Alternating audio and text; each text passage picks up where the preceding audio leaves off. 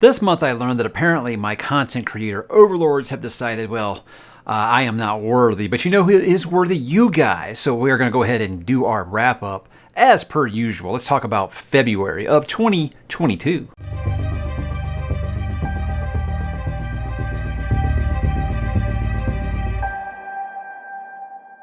Hey, what's up, bookworms? Mike back with another monthly wrap-up, this time for February of 2022. Yes, 2022. I'm finally getting to that point, guys, where I'm not accidentally saying 2021 anymore. But hey, don't worry. I'm pretty sure I'll say it before the end of this video. So another fun reading month. Probably not as good as January, but we're going to talk about it as usual, guys, and this really is just a video where I talk about what I read, my book of the month, the most popular content, how the channel's growing, goals, all that kind of stuff. Just fun little wrap-up stuff. And you know what? I enjoy doing these, and most people seem to enjoy watching them. So let's go ahead and proceed as usual. Let's talk about what I read in the month of February. I did read 7 books, and this is as great as it sounds. A couple of those are, were less than 200 pages. But hey, you know what? They do count, right? So obviously the big one, guys, was Stone of Farewell by Tad Williams. I did review that recently on the channel. A book that I didn't like as much as the first one in that series, but I very much love the way that Tad Williams is developing that world. It just keeps getting bigger and bigger, and I am here for it. I am enjoying it, and since I'm currently reading book 3 in that series, well, I'm already liking where things are headed. Then I went ahead and read a Beowulf, the J.R.R. Tolkien translation. That's one that I'm going to be reviewing on the channel. I don't know if I want to call it a review as much as I'm going to call it a discussion, because it's going to be Philip Chase and I talk about Beowulf, and I don't know if, besides arguing if it's Beowulf or Beowulf, you know what, I am going to just defer to Philip on those things. If that's the way he says it's supposed to be pronounced, I'm going to believe him. So that should be a fun conversation to have about Beowulf, one of the most legendary stories of all time. I mean, the fact that it's that old, we don't even know who wrote it, and people are still talking about it 1,000 years later, that's quite impressive, right? So I look forward to that discussion. As for what I thought about it, I do think that Tolkien was able to put it in a language that was much easier for myself to understand than the version that I read in high school, which I don't know which translation that was, but it was very hard to understand. I read a couple of Michael J. Sullivan books, the first 2 in the Legends of the First Empire. They did Age of Myth and Age of Swords. I liked Age of Myth a lot.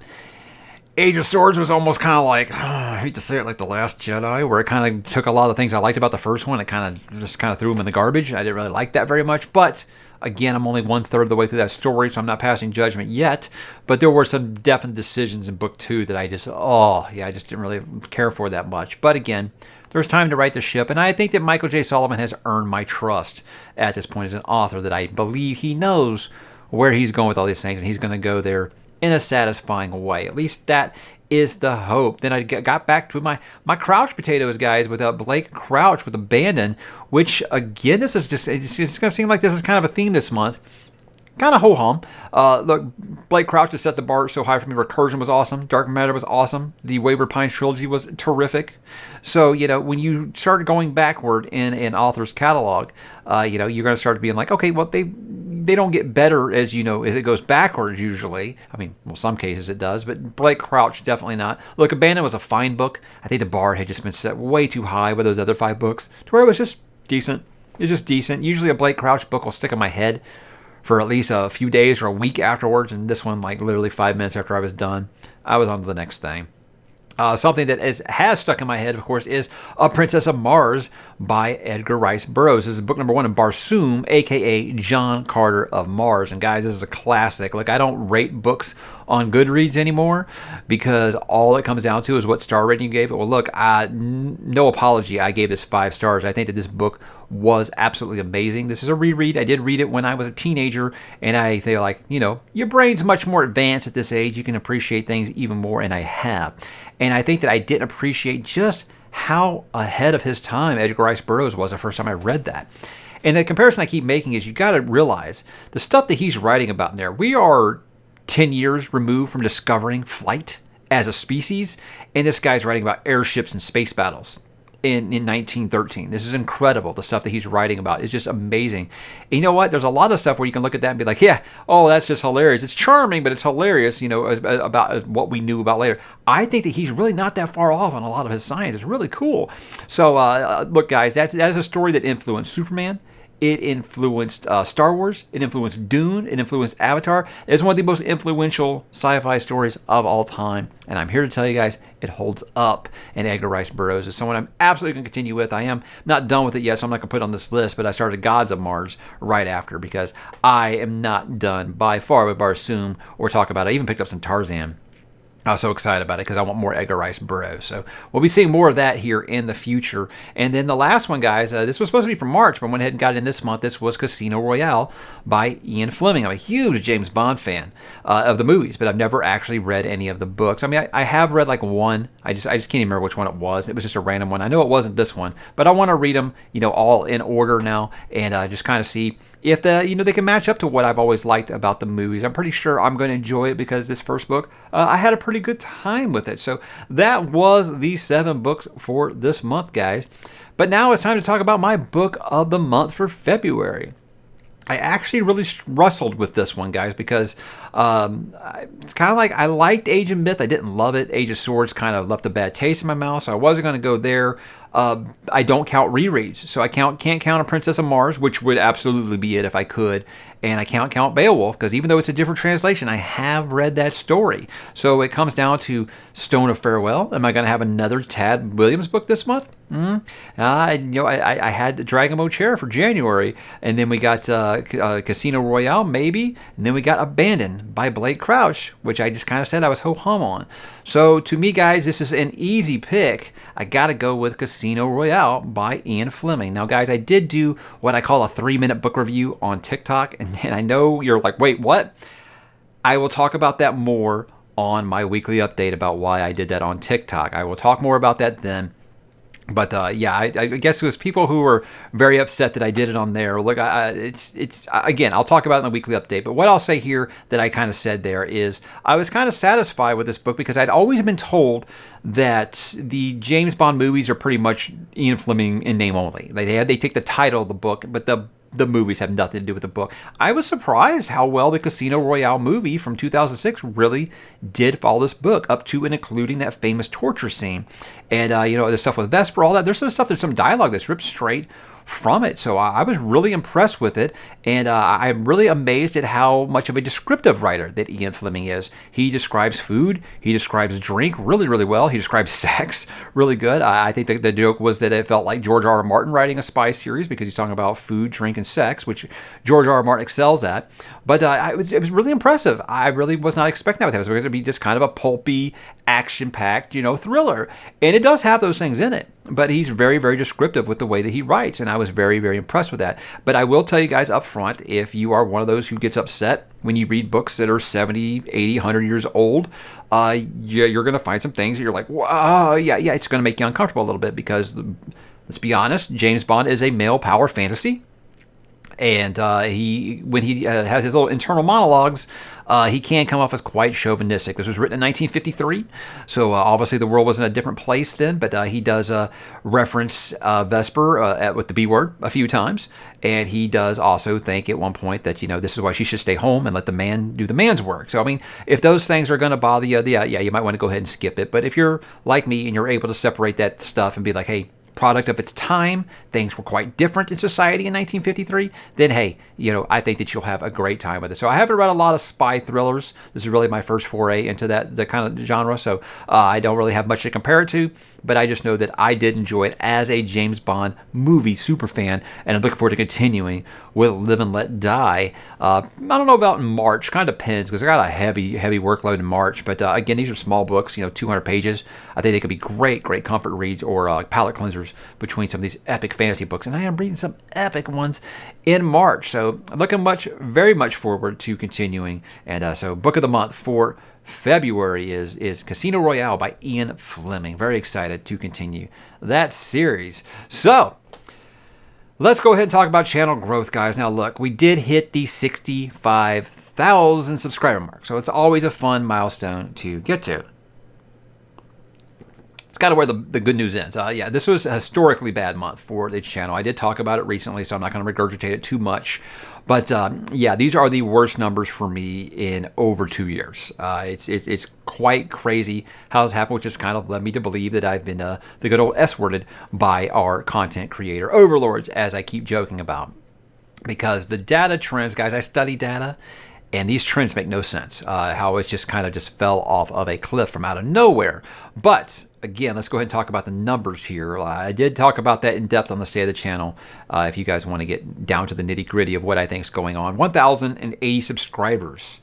Yes, that is very, very low for me. That's down 1,206 from January, which was already a slower month. So yeah, we're talking about scraping the bottom of the barrel here. I'm down to like 20 per day, basically. 241,000 views, guys, down 139,000 views from January. Again, that is not a normal drop. And 38,000 hours of watch time, down 25,000 from January. So guys, look, I don't know what else much to say that I didn't say in that one video. Just again, these trends make no sense. Like if you're looking at the data, this is like, what happened? It almost looks like a stock market crash. So I don't know if like my content just got stale to people. I don't know if I have been S-worded, as I keep calling it. And yeah, I don't know. Like I said, don't have much more to add.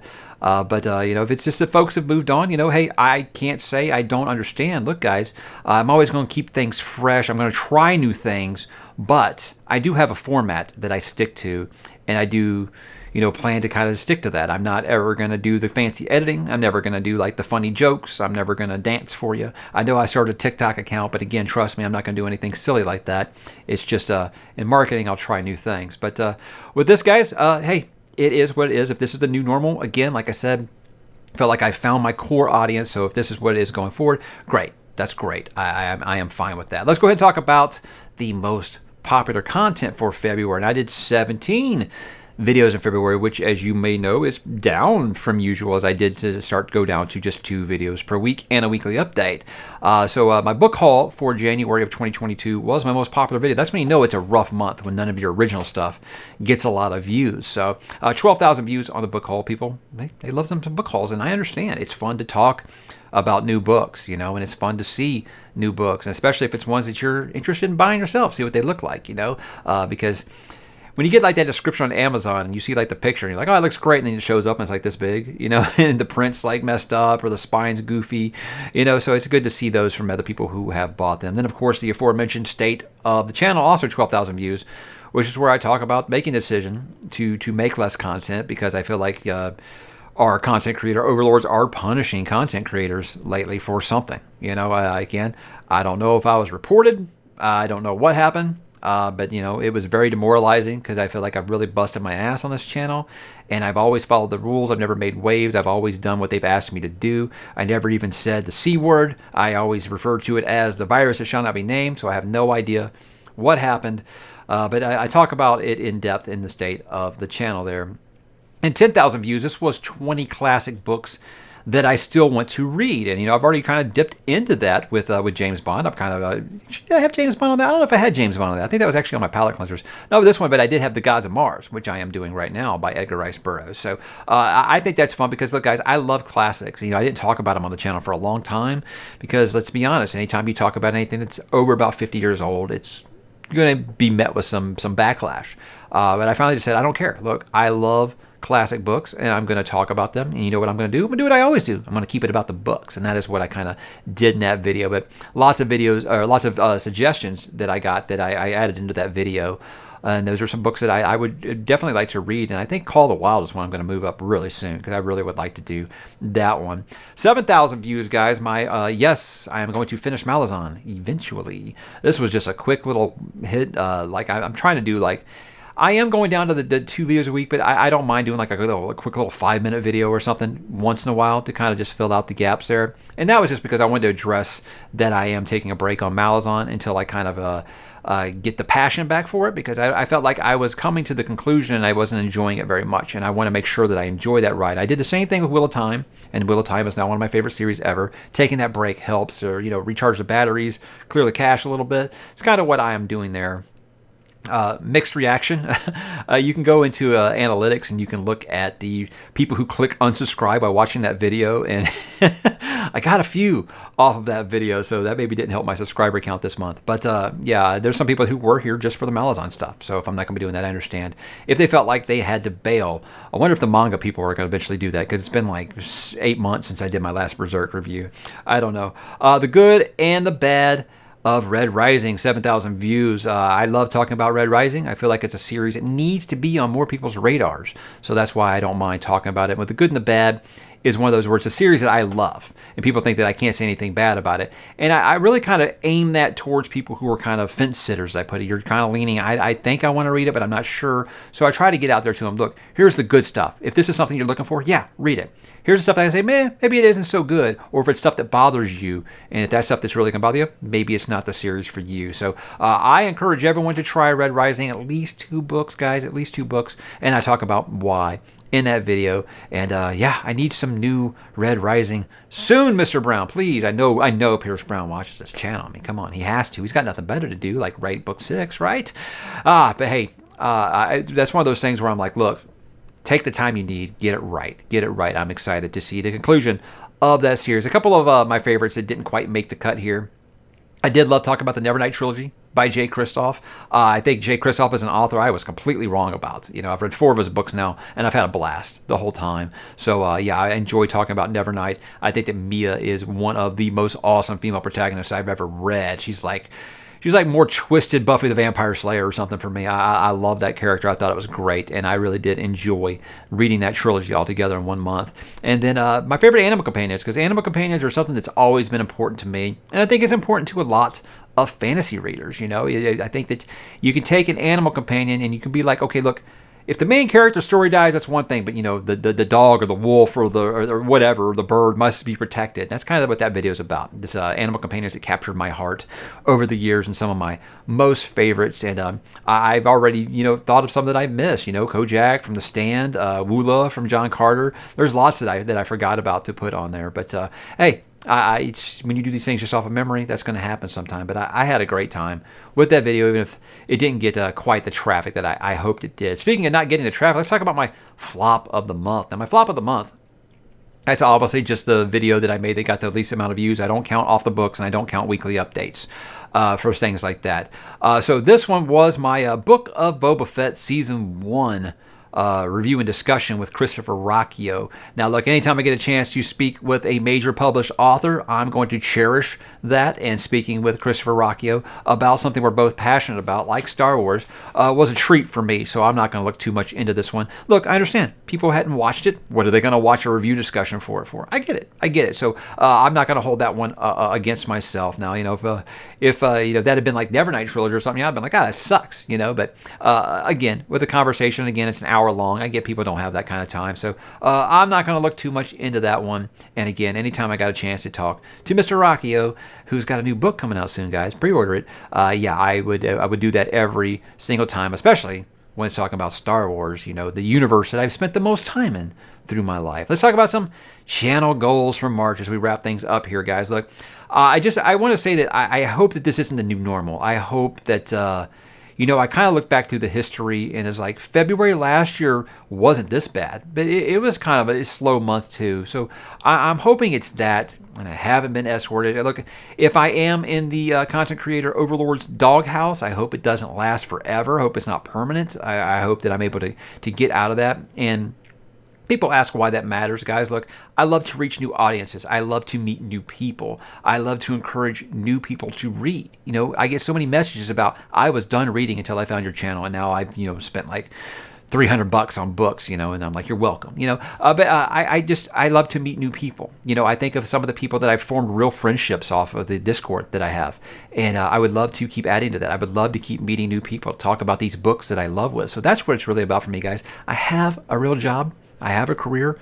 They pay me fine. This isn't something I do for money. So it's definitely not about that. For me, reach is just reaching new people, meeting new people, getting some of these influences I have that have really influenced me, getting them out to other people and giving them to get them to give it a try. That's kind of what the thing is. So I hope that doesn't really keep going, because guys, right now it's impossible to predict the data. I have no idea.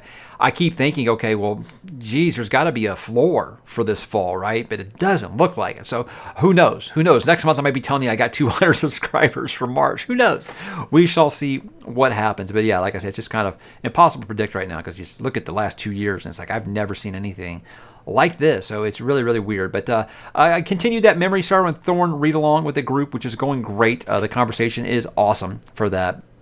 After the war band abandoned me for Malazan, it's nice. It feels like I got one where people are going to finish with me, and I'm excited to continue to do that. And there's time to catch up if you guys want. We're going to be splitting that last book into 2 months, so you can catch up if you want. But again, like always, guys, make sure that I continue to keep this fun. I think changing my reading schedule, not holding myself to some crazy schedule, has helped a lot, because I've been doing these like trilogies and stuff, and I've been having a blast. We're picking up Casino Royale, picking up John Carter of Mars, things that I didn't expect to read, being able to do that. I'm very, very excited about that going forward. So guys, that was February for the channel here. So what was your book of the month? I would love for you to tell me what it was, and tell me what you loved about it down below, and anything else that you read in March that you want to talk about. Hit me in the comments, guys. I'll talk to you there, and let's roll on to March.